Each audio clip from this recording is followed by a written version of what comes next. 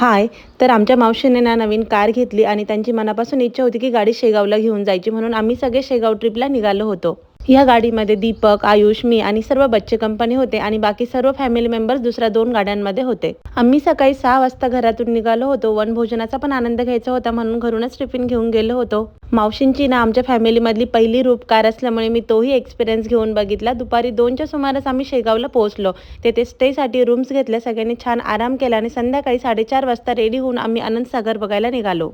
व्हिडिओमध्ये जरी आम्ही सगळे कूल दिसत असलो ना, तरी ॲक्च्युअलमध्ये गरमीमुळे खूप सगळे हैराण झाले होते. आनंदसागरमध्ये आता टॉईज नाहीत खेळायला, म्हणून मुलं थोडी नाराज झाली होती, पण तिथल्या महादेव मंदिरात छान दर्शन झालं. नंतर आम्ही जवळच असलेल्या महालक्ष्मी मंदिरात देखील गेलो होतो. तेथे 12 ज्योतिर्लिंगांचं दर्शन देखील झालं.